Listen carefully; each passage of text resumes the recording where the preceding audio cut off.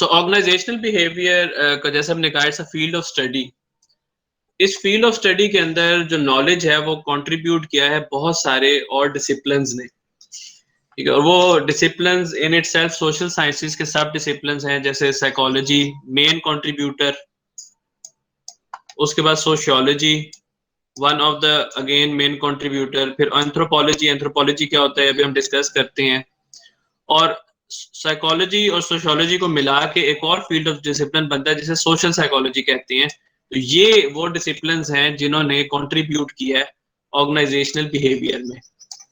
अच्छा, अब साइकोलॉजी क्या होता है? साइकोलॉजी बेसिकली स्पेसिफिकली जो साइकोलॉजी है ना, उसका मकसद ये होता है कि हम ह्यूमंस में एंड समटाइम्स अदर एनिमल्स में, लेकिन बेसिकली ह्यूमंस में जो बिहेवियर है ना वो स्टडी करें, और उनकी जो थॉट प्रोसेस है, यानी दो चीजें साइकोलॉजी में है, the thought process and the behaviour of humans, यानी स्टडी ऑफ माइंड। इसको हम स्टडी ऑफ माइंड भी कह सकते हैं, ठीक है। थॉट प्लस बिहेवियर, यानी दिमाग में क्या चल रहा है और आप कर क्या रहे हैं, ये दोनों चीजों को स्टडी करना, दैट इज साइकोलॉजी। ज्यादातर साइकोलॉजी का जो ताल्लुक होता है वो इंडिविजुअल के साथ होता है, ठीक है। यानी इंडिविजुअल किस तरीके से परफॉर्म कर रहा है, किस तरीके से बिहेव कर रहा है, किस तरीके से एंग्री हो रहा है, किस तरीके से अच्छा बिहेवियर है, बैड बिहेवियर है, डेविएंट बिहेवियर है, तो वो साइकोलॉजी के कॉन्सेप्ट्स हैं। ओबी के अंदर जब हम लर्निंग पढ़ेंगे, मोटिवेशन पढ़ेंगे, पर्सनैलिटी के बारे में पढ़ेंगे, इमोशंस के बारे में पढ़ेंगे, परसेप्शंस के बारे में पढ़ेंगे, तो वो जो हमारे पास जो नॉलेज है वो साइकोलॉजी से हमने लोन पे लिया हुआ है, यानी उधार लिया हुआ है। लोन तो नहीं है, वापस नहीं करना, लेकिन उधार लिया वहां से। फिर training, leadership, job satisfaction, decision making, performance appraisal, attitude, measurement, employee selection, work design, work stress, ये सारे के सारे कॉन्सेप्ट भी हमारे पास साइकोलॉजी में से आए हैं। Social psychology is also a part of psychology, लेकिन सोशल साइकोलॉजी का मकसद होता है ग्रुप्स को स्टडी करना, ग्रुप्स कैसे बिहेव कर रहे हैं। आल तो हम बहुत सारे कॉन्सेप्ट्स तो यहाँ पे सारे के सारे वो भी नहीं डिस्कस कर सकते, but we will share some of the very fascinating concepts कि आप जब एज ए इंडिविजुअल आपकी पर्सनैलिटी कुछ और होती है, लेकिन जब आप ग्रुप का पार्ट हो जाते हो तो आपकी पर्सनैलिटी डिफरेंट हो जाती है, आपके बिहेवियर चेंज हो जाते हैं।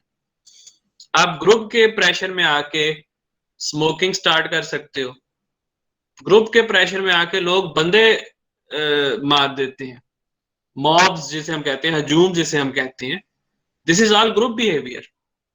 सो ग्रुप्स की इंपॉर्टेंस क्योंकि आजकल ऑर्गेनाइजेशंस में बहुत ज्यादा काम जो है वो ग्रुप्स की शक्ल में होता है। आप लोगों को एक ग्रुप्स असाइन कर दिए जाते हैं, ग्रुप लीडर होता है, या टीम जिसे हम कहते हैं टीम लीड होता है, टीम के टीम्स में फिर किस तरीके से प्रोसेस होते हैं, वो सारी चीजें, वो कॉन्सेप्ट सोशल साइकोलॉजी से आते हैं। सोशियोलॉजी की बात की जाए तो सोशियोलॉजी बेसिकली सोसाइटीज की स्टडीज होती है, ठीक है। सोशियोलॉजी और सोशल साइकोलॉजी के ओवरलैपिंग कॉन्सेप्ट्स हैं, लेकिन जनरली सोशियोलॉजी की बात की जाए तो सोशियोलॉजी में ह्यूमन बीइंग्स की जो अपर लेवल है, यानी कि सोशल साइकोलॉजी में ज्यादातर बात होती है कि ह्यूमन बीइंग्स के माइंड की चीजें, माइंड में क्या चल रही है। सोशियोलॉजी में बात की जाए तो आपस में रिलेशनशिप की बातें होती हैं, जिसमें ग्रुप के डायनेमिक्स आ जाते हैं, वर्क टीम्स आ जाती हैं, इंटर ग्रुप कम्युनिकेशंस आ जाते हैं, पावर की बात आ जाती है, पॉलिटिक्स की बात आ जाती है, कन्फ्लिक्ट्स की बात आ जाती है, ठीक है। वो चीजें सारी सारी सोशियोलॉजी से ली जाती हैं। तो sociology is basically the study of people in relation to their fellow human beings. Then we have anthropology. थोड़े से जो कॉन्सेप्ट्स हैं वो यहाँ से भी आए हैं, जो generally societies, history of human societies, current human societies, culture की जब हम बात करते हैं, ठीक है, जो आपका एक कंट्री का कल्चर होता है, एक नेशनल कल्चर होता है, पंजाबी कल्चर, सिंधी कल्चर, इसी तरह पूरे पाकिस्तान का अपना कल्चर, इसी तरीके से आप देखा जाए तो यूरोपियन कल्चर, वो वाले सारे कॉन्सेप्ट्स जो हैं वो एंथ्रोपोलॉजी से आती हैं। और यहाँ पे बहुत ज्यादा हाँ स्टडी किया जाता है ऑर्गेनाइजेशनल बिहेवियर में भी और जर्नल मैनेजमेंट में भी, इंटरकल्चर मैनेजमेंट के मैनेजमेंट की एक थ्योरी, मैनेजमेंट की एक अप्रोच एक कल्चर में या एक कंट्री के अंदर एप्लीकेबल है, क्या वो दूसरी कंट्री में भी एप्लीकेबल है? क्या ये जो फंक्शंस हैं, ये रोल्स ऑफ मैनेजर्स हैं, ये पाकिस्तान में बिल्कुल वैसे ही होते हैं जैसे अमेरिका में होते हैं? तो यहाँ पे ये भी एक बहुत ज्यादा एक फील्ड ऑफ रिसर्च है जिसे हम कंपैरेटिव स्टडीज कहते हैं या क्रॉस कल्चरल एनालिसिस कहते हैं। तो ये वाले कॉन्सेप्ट्स एंथ्रोपोलॉजी या स्टडी ऑफ सोसाइटीज से हमारे पास आते हैं। तो 4 मेजर कंट्रीब्यूटर्स हैं ऑर्गेनाइजेशनल बिहेवियर में, that is psychology, social psychology, sociology and anthropology. और सोशल साइकोलॉजी बेसिकली ब्लेंड है सोशियोलॉजी का और साइकोलॉजी का।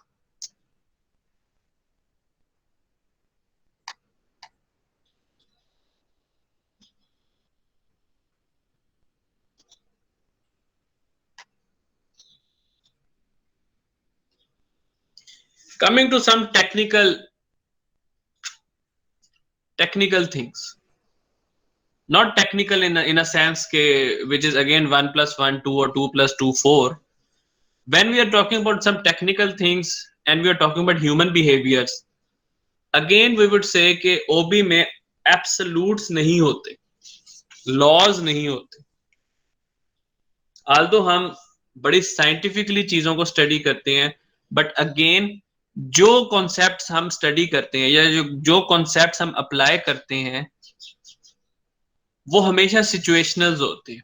उनके अंदर कुछ और भी इस किस्म के फैक्टर्स होते हैं जो इम्पैक्ट कर रहे होते हैं। जैसे बड़े इंटरेस्टिंग सी एक एग्जांपल आपको दूं कि I was abroad and Eid का मौका था, तो मेरी सबसे ज्यादा टेम्पटेशन ये होती थी कि जो भी सामने वाले के मुस्लिम्स थे वो सारे जो नजर आए, I give males Muslim obviously, उनसे मैं गले मिलूं, क्योंकि हमारे यहाँ रिवाज है कि ईद पे हमने गले मिलना है। ठीक है, ईद की मुबारकबाद देने का एक तरीका है। अच्छा, अब वो टेम्पटेशन मेरे अंदर, लेकिन उनका तो वो रिवाज ही नहीं है। वो तो हाथ पकड़ के, कई कई ऐसे कल्चर हाथ पकड़ के हाथ पे किस करते हैं, मेल टू मेल चीक्स पे किस करते हैं। They have their own different styles of meeting on that particular occasion. तो culture is also one of the factor जो आपकी सारी की सारी जो कंडीशन है उसको चेंज कर देता है। So when we are going to study OB, you need to keep in mind कि there are no absolutes, there is no law of gravity, there is no what we call other laws हैं, जैसे economics में बहुत सारे laws हैं। ठीक है, there are situational factors जो इम्पैक्ट करते हैं किस चीज पे, किसी एक वेरिएबल का किसी दूसरे वेरिएबल के ऊपर जो इम्पैक्ट है। यानी जो इंडिपेंडेंट वेरिएबल और डिपेंडेंट वेरिएबल का रिलेशनशिप्स हम ओबी में पढ़ेंगे। सैलरी का इम्पैक्ट जॉब सेटिस्फैक्शन के साथ, सैलरी क्या हो गई इंडिपेंडेंट वेरिएबल, जॉब सेटिस्फैक्शन क्या हो गया डिपेंडेंट वेरिएबल। मे बी ये कॉन्सेप्ट आपने अपने रिसर्च मेथड्स के कोर्स में भी पढ़ा हो कि there is an independent variable, there is a dependent variable, there is a mediating variables, there are moderating variables. ठीक है, तो बिल्कुल वही बात कि सैलरी का इम्पैक्ट जॉब सेटिस्फैक्शन पे। अच्छा, अब यहाँ पे जैसे उसने एग्जांपल दी हुई है कि अगर अमेरिकन कल्चर में बॉस थम्स अप करे तो वहां पे तो ये कॉम्प्लीमेंट समझा जाता है, जबकि ईरान में या ऑस्ट्रेलिया में अगर थम्स अप का साइन किसी को दिखाएं तो वो insulting and very bad insult. तो ये चीजें भी ओबी के अंदर हमें हमेशा ध्यान में रखना पड़ता है कि when we are dealing with people there are situational other factors जो इम्पैक्ट कर रहे होते हैं, और हम बिल्कुल एब्सोल्यूट होके बात नहीं कर सकते कि यार this is going to be a law जो हमने पढ़ लिया हम पूरी दुनिया में एज इट इज उसको इम्प्लीमेंट करते हैं। We need to be careful of the situational and other factors. Towards the end, as a manager, हमें पता होना चाहिए कि ऑर्गेनाइजेशनल बिहेवियर की जब हम बात करते हैं, लोगों के बिहेवियर की हम बात करते हैं, तो उसके अंदर हमारे पास क्या-क्या चैलेंजेस हैं और क्या-क्या अपॉर्चुनिटीज हैं. And being a manager we also need to understand कि अगर कोई स्मार्ट मैनेजर है तो उसको चैलेंजेस में भी अपॉर्चुनिटीज नजर आएंगी. जैसे शायद मैंने आपको पिछले लेक्चर में भी ये जिक्र किया हो, आई एम नॉट श्योर मैंने आपकी क्लास में जिक्र किया था या किसी और क्लास में, कि कोविड-19 जो पिछले 1 साल से ज्यादा अरसे के लिए इस दुनिया में आया हुआ है, उसकी वजह से बहुत सारे बिजनेसेस जो हैं वो बंद हो गए, उनकी परफॉर्मेंस डिक्लाइन हो गई, उनकी प्रॉफिट्स लॉसेस में कन्वर्ट हो गए, लेकिन साथ साथ बहुत सारे बिजनेसेस अमर्ज भी हुए. इसका मतलब है कि हर चैलेंज के साथ एक अपॉर्चुनिटी भी होती है, और यहीं पे हम लोगों को मैनेजर बनने के लिए, एक इफेक्टिव मैनेजर बनने के लिए हमें इन चीजों को अंडरस्टैंडिंग होनी चाहिए कि कैसे दुनिया चेंज होती रहती है, कैसे सिचुएशंस चेंज होती रहती हैं और हम उनको किस तरीके से डील करते हैं, हम किस तरीके से उन चैलेंजेस को अपॉर्चुनिटीज में कन्वर्ट कर सकते हैं, या अगर नहीं भी अपॉर्चुनिटी में कन्वर्ट कर सकते तो उन चैलेंजेस के साथ कैसे मीट कर सकते हैं. तो एक तो ऑर्गेनाइजेशनल बिहेवियर का बहुत बड़ा चैलेंज है ग्लोबलाइजेशन. ठीक है, the world is changing, the world is becoming global in every respect. अब थम्स अप पूरी दुनिया में तकरीबन शायद कॉम्प्लीमेंट के तौर पे यूज हो रहा है, एटलीस्ट पाकिस्तान में तो हो रहा है. अब पिंक कलर यूनिवर्सली गर्ल्स के साथ और ब्लू कलर बॉयज के साथ एसोसिएट किया जाता है. Aldous I am not sure अगर हमारे 2 या 3 जनरेशन पहले ऐसे होता था कि नहीं. अब thanks to McDonald's, KFCs, Burger King, all over the world burgers खाए जाते हैं, पिज्जास खाए जाते हैं. तो ये एक ग्लोबलाइजेशन है जिसकी वजह से हम लोगों को देखना होता है कि हमारी जॉब के ऊपर, ठीक है, किस तरीके से डिफरेंट इम्पैक्ट आते हैं. लोग मिलते कैसे हैं, लोग सलाम कर रहे हैं या हाय कह रहे हैं, ये भी ग्लोबलाइजेशन का इम्पैक्ट है. लोगों का आपस में एक दूसरे से लैंग्वेज का जो, कौन सी लैंग्वेज यूज कर रहे हैं, कौन सी प्रिफर्ड लैंग्वेज है, किस लैंग्वेज के कौन से एक्सप्रेशंस हैं. अब हम लोग अगर इंग्लिश बोलें तो हम इंग्लिश बस सिर्फ बोल लेंगे, लेकिन इंग्लिश के एक्सप्रेशंस हम उस तरीके से नहीं यूज कर सकते. हमारे तो एक्सप्रेशंस हमारी अपनी मदर टंग में निकलते हैं, जो मीनिंग्स, जो डबल मीनिंग वर्ड्स होते हैं sometimes.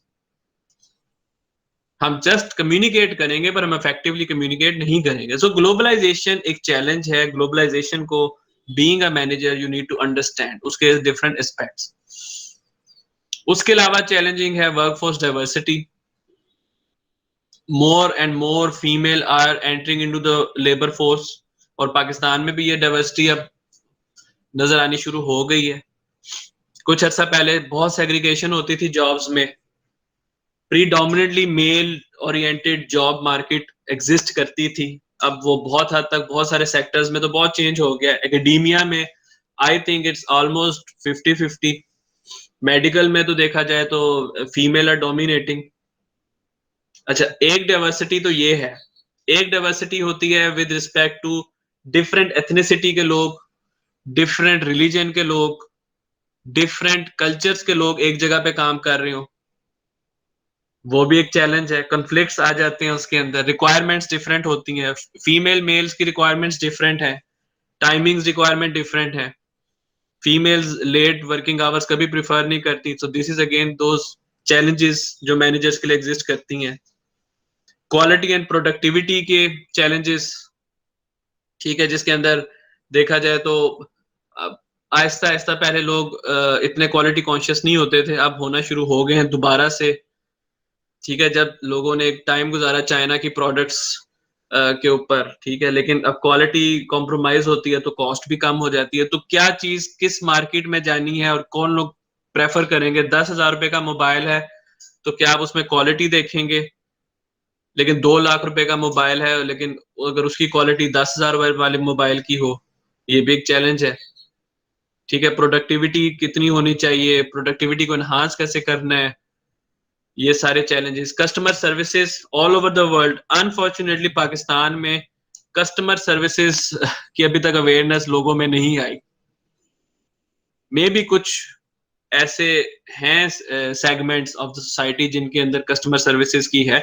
I personally walk out of a shop जिसकी कस्टमर सर्विसेज अच्छी ना हो,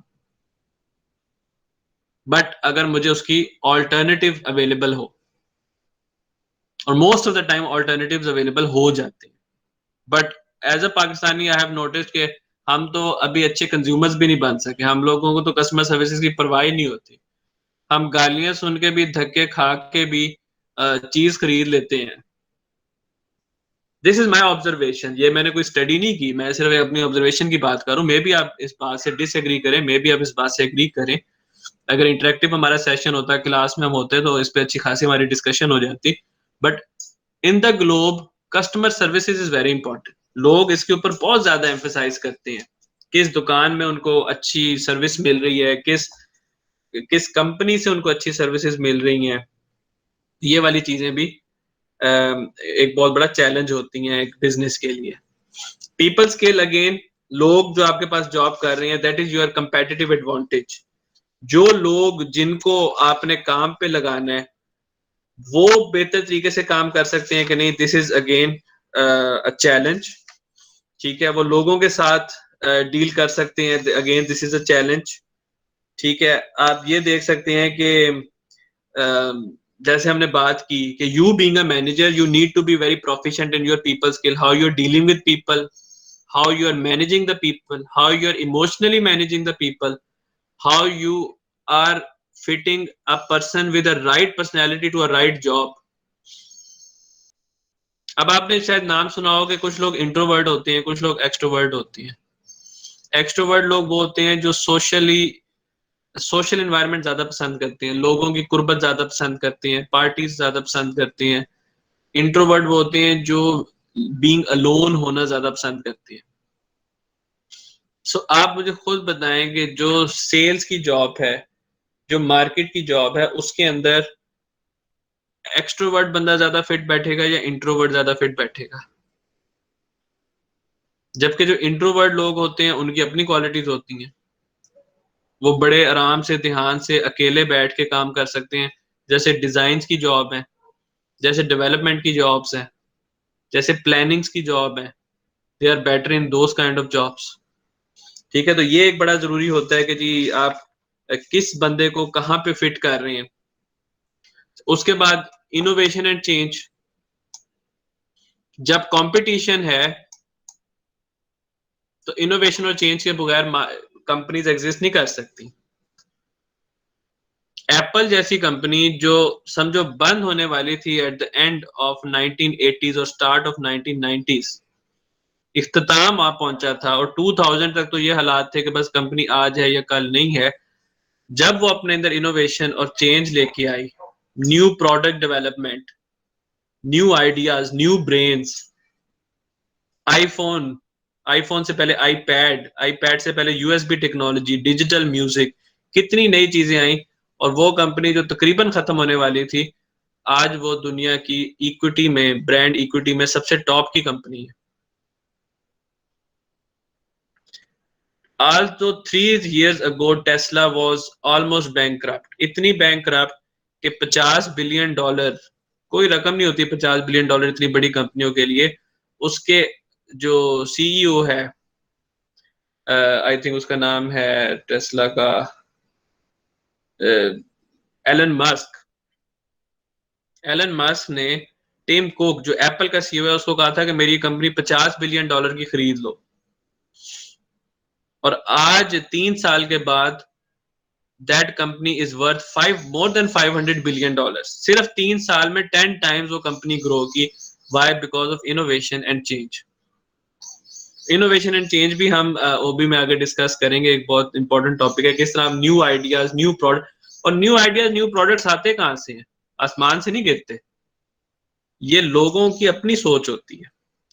ऑब्वियसली वो कुछ लोग ज्यादा क्रिएटिव होते हैं, कुछ लोगों के जहन में ज्यादा आइडियाज आ रहे होते हैं, कुछ लोग जो है वो ज्यादा इनोवेटिव होते हैं, तो that is also a challenge and opportunity for OB. ठीक है, फिर आजकल टेम्पररीनेस का बहुत पार्ट है कि जी ऑर्गेनाइजेशन को बार बार अपना बिजनेस स्ट्रेटजीज चेंज करनी पड़ती हैं, एम्प्लॉयज थोड़ी देर के लिए हायर करने पड़ते हैं, प्रोजेक्ट बेस्ड या कोविड बेस्ड या सीजन बेस्ड, तो और फिर उनको फारिग करना पड़ता है, फिर अगली दफा दोबारा हायर करना पड़ता है। तो ये टेम्पररीनेस के अंदर भी मैनेजर को डील करना पड़ता है। नेटवर्क ऑर्गेनाइजेशंस का मतलब ये है कि ऑर्गेनाइजेशंस की अब जो हायरार्की है वो पुरानी तरह नहीं रही कि आप ऑफिस जाओ 8 बजे से लेके 4 बजे तक बैठ के काम करो।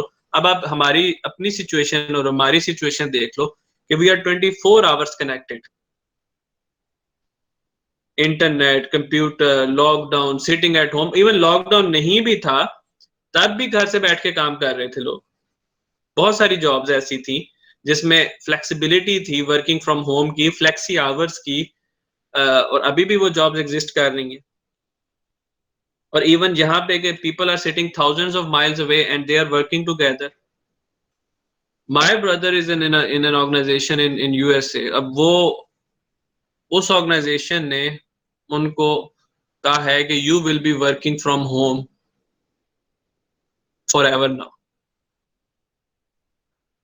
और आज से 1.5 एक साल पहले उन लोग ऑफिस में जाके काम करते थे, नहीं ऑफिस में काम पूरा होता या नहीं इस टाइम ऑफिस में कंसंट्रेशन हो रही तो घर से आके काम कर लेते थे। That was a flexible arrangement.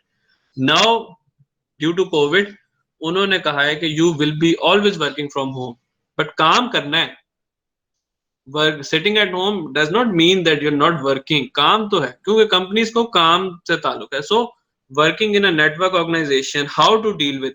अब मैं तो कहता हूँ कि अब बहुत ज्यादा रिसर्च ये होनी चाहिए कि हम ऑनलाइन इंटरेक्शन को किस तरह इंप्रूव कर सकते हैं, हम ऑनलाइन सोशल जो मीटअप्स हैं उनको कैसे बेहतर कर सकते हैं। क्योंकि when I discuss with people who are working online, they are not that satisfied. Social interaction, जो फिजिकल सोशल इंटरेक्शन होती है उसकी एक अपनी रिचनेस होती है, जो ऑनलाइन इस टाइम, फॉर इंस्टेंस इस टाइम अब मैं आपको पढ़ा रहा हूँ, मैं पढ़ा नहीं रहा, मैं बोल रहा हूँ। इस टाइम बैक एंड पे आप लोग बैठे हो, सुन रहे हो, नहीं सुन रहे, I don't know about anything. Understand कर रहे हो, नहीं कर रहे, I am not that sure किस हद तक गैदर कर रहे हो। I am trying my best to teach you, but एक पैसिव मोड है। आपके एंड पे किस हद तक लर्निंग हो रही है, you are not seeing my action. Although इस टाइम मैं पढ़ाते हुए पूरी तरह I am moving my body, I am moving my hands, I have total expressions on my face, but you can not see that. Even अगर मैं camera on भी कर दूं वो रिचनेस वहां पे उतनी नहीं होगी जो एक फिजिकल इंटरेक्शन में है। And what you are doing on the other hand, so we are not actively communicating, we are actually passively communicating. तो ये challenges भी exist करते हैं when we are doing online and networking jobs. Still बहुत सारी jobs हैं, software programmers, graphic designers, editors, medical में jobs हैं, system analyst की jobs हैं जो जिसको हमेशा ऑफिस नहीं रिक्वायरमेंट, ये they can work from home or work from their own space. Helping employees balance work life conflicts. Covid में तो may be it's the other way around, but उससे पहले और अब भी जॉब्स इस किस्म की आजकल बनना शुरू हो गई हैं जिसमें टाइम स्पैन नहीं होता, टाइम लिमिट नहीं होती। कई सेक्टर्स, कई इंडस्ट्रीज ऐसी हैं जिसमें you have to spend 9 to 10 hours every day on your jobs, even on the office premises, or maybe you're coming back home and you are spending job. तो वहां पे फिर एम्प्लॉयज को ये भी अब एक प्रॉब्लम आनी शुरू हो गई कि वो किस तरीके से अपनी जो पर्सनल लाइफ है, जो फैमिली लाइफ है, उसको बैलेंस कर सकती है। So again this is a challenge for managers. Positive work environment का कॉन्सेप्ट बहुत ज्यादा आजकल साइकोलॉजी में आ रहा है. You need to remain positive, you need to maintain a work environment that is positive, because stress, depression, ये सारी बीमारियां भी ऑर्गेनाइजेशंस को नुकसान पहुंचाती हैं. एंजाइटीज, लोगों के साइकोलॉजिकल इश्यूज, इवन आपने देखा होगा कि बल्कि आपकी बुक में एग्जांपल्स गिवन है कि फायरिंग तक के वाकयात पेश आ जाती हैं जॉब के ऊपर. लोग इतना स्ट्रेसफुल हो जाते हैं, इतना बर्न आउट हो जाते हैं उनका. ठीक है, तो creating a positive work environment जिसके अंदर लोग ज्यादा सेटिस्फाइड फील करें, ज्यादा हैप्पी फील करें, ज्यादा उनकी जो थॉट प्रोसेस है वो पॉजिटिव आइडियाज लेके आए instead of negative ideas. And finally ethical behaviour is also a challenge for the managers. कि जी लोग करप्शन क्यों कर रहे हैं, लोग थेफ्ट क्यों कर रहे हैं, लोग वेंडलिज्म यानी चीजें क्यों तोड़ रहे हैं ऑर्गेनाइजेशन की, नुकसान क्यों पहुंचा रहे हैं, टाइम वेस्ट कर रहे हैं. ये तमाम चीजें भी एक चैलेंज है for a manager. So these are just a list of challenges that you need to keep in mind जब हम ये कोर्स को स्टडी करेंगे और आप उस पर्सपेक्टिव में चीजों को देखेंगे जो ओबी के हिसाब से इन चीजों के साथ फिट बैठती है. तो ये वन बाय वन ये यहाँ पे आप इनको पढ़ सकते हैं. आप देख सकते हैं कि ये जो हमने फैक्टर्स अभी डिस्कस किए उनकी यहाँ पे एक्सप्लेनेशंस हैं. इसकी डिटेल्स बहुत ज्यादा तो हम डिस्कस नहीं कर सकते, but there are many things जो आप यहाँ पे पढ़ सकते हो. वर्कफोर्स डाइवर्सिटी की हमने बात की थी, ग्लोबलाइजेशन की बात की थी. ग्लोबलाइजेशन के साथ टेररिज्म भी आ गया आजकल, कोविड भी आ गया, डिजीजेस भी आ गई, फॉरेन असाइनमेंट्स भी आ गई, people are going abroad, people are coming to other countries. ये सारी चीजें यहाँ पे आ जाती हैं. वर्कफोर्स डाइवर्सिटी की जैसे हमने बात की, आपके ऑफिस में डिफरेंट जेंडर के लोग हैं, डिफरेंट एज के लोग हैं, डिफरेंट नेशनल ओरिजिन के लोग हैं, डिफरेंट रेस के लोग हैं, डिफरेंट डिसेबिलिटी भी है. ये तमाम चीजें भी वर्कफोर्स डाइवर्सिटी में आ जाती हैं. एंड फाइनली हम उस चीज को रिपीट करते हैं कि जब हम ओबी में मॉडल बनाते हैं, मॉडल क्या होता है? एक रियलिटी का एक छोटा सा नमूना. जैसे घर का मॉडल होता है, आप जब घर बनवाने जाओ, नक्शा बनवाने जाओ, तो आपका आर्किटेक्ट उसका एक मॉडल कंप्यूटर पे भी बना देता है. और कई बड़े प्रोजेक्ट्स होते हैं, वो क्या करते हैं कि वो रियल में उसका एक छोटा सा मिनी मॉडल बना के वो सामने डिस्प्ले कर देते हैं.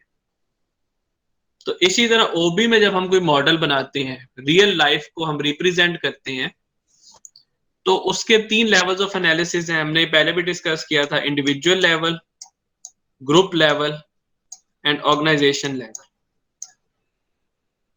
अच्छा, वो मॉडल उसके अंदर होता क्या, हम स्टडी क्या करते हैं कि एक इंडिपेंडेंट वेरिएबल है और एक डिपेंडेंट वेरिएबल है. मैनेजर के रवैये का लोगों की जॉब सेटिस्फेक्शन के साथ क्या ताल्लुक है? अब जो मैनेजर का रवैया है, जिसे हम मैनेजर सपोर्ट कह सकते हैं, मैनेजर की सपोर्ट, इसका लोगों की जॉब परफॉर्मेंस के साथ क्या ताल्लुक है? चलो मैं जॉब परफॉर्मेंस यहां पे कर देता हूं. तो मैनेजर की सपोर्ट क्या बन गई? हमारा इंडिपेंडेंट वेरिएबल. हम कहते हैं जी हम स्टडी कर रहे हैं जॉब परफॉर्मेंस को, जो हमारा डिपेंडेंट वेरिएबल है, और मैनेजर सपोर्ट क्या है? हमारा इंडिपेंडेंट वेरिएबल, जो डिपेंडेंट वेरिएबल के अंदर चेंज लेके आएगा. सपोर्ट ज्यादा होगी तो हो सकता है परफॉर्मेंस ज्यादा हो, सपोर्ट कम होगी तो हो सकता है परफॉर्मेंस कम हो. तो इंडिपेंडेंट वेरिएबल कौन सा वेरिएबल होता है कि जो डिपेंडेंट वेरिएबल के अंदर कोई चेंज लेके आए, और इस वेरिएबल के डिफरेंट लेवल्स को हम चेक करते हैं इस वेरिएबल के डिफरेंट लेवल्स के साथ. जस्ट लाइक जब आप मैट्रिक में या एफएससी में अगर आपने साइंस के एक्सपेरिमेंट्स किए हो, तो हम वोल्टेज की डिफरेंट लेवल के साथ करंट की डिफरेंट लेवल्स को चेक करते थे और एक ग्राफ ड्रॉ करते थे.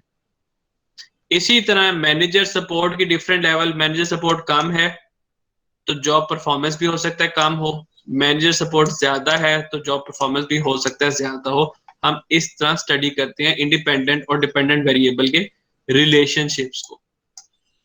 और जब हम ये स्टडी कर चुके होते हैं, हमारे पास स्टडीज होती हैं, तो फिर हमें पता चल जाता है कि इसको हमने अपनी ऑर्गेनाइजेशन के अंदर कैसे इम्प्लीमेंट करना है।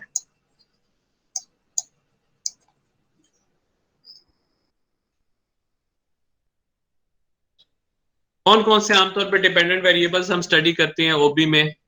Productivity, transforming input to output at lowest cost,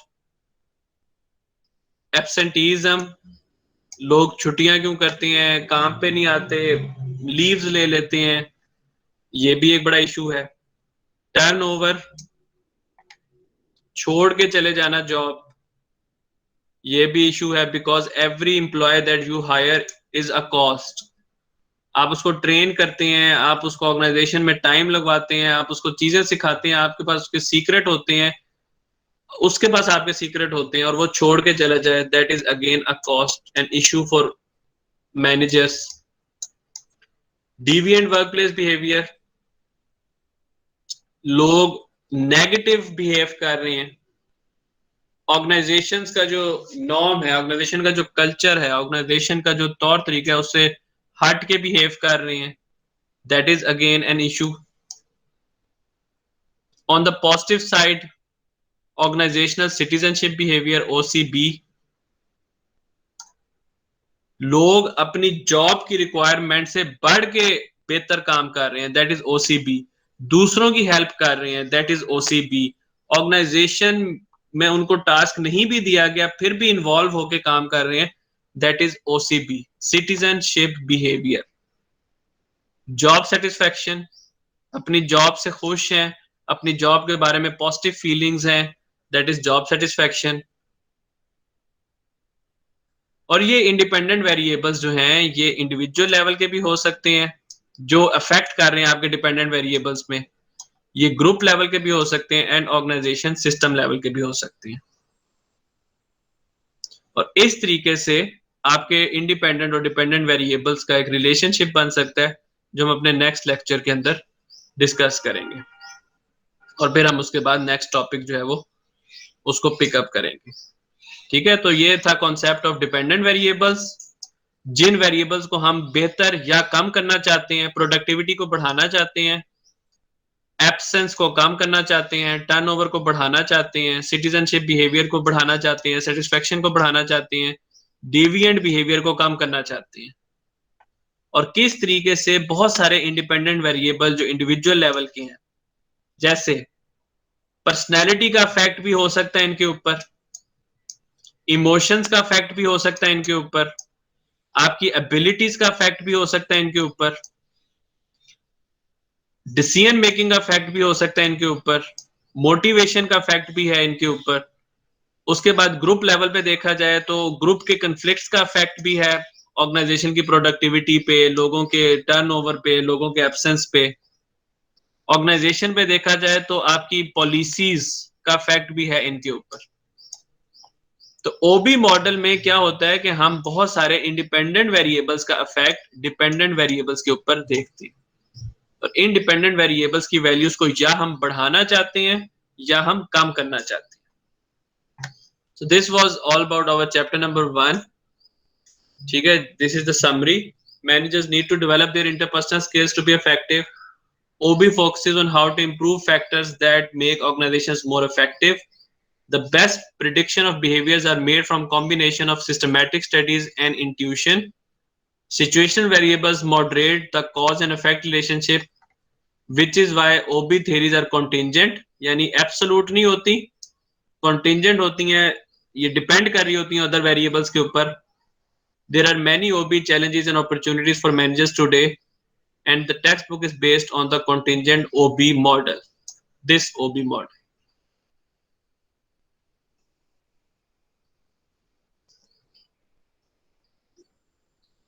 So that is all about our chapter number 1. इसकी next time हम एक और समराइज उसको करेंगे, और फिर हम नेक्स्ट टॉपिक के ऊपर मूव करेंगे। In the meanwhile,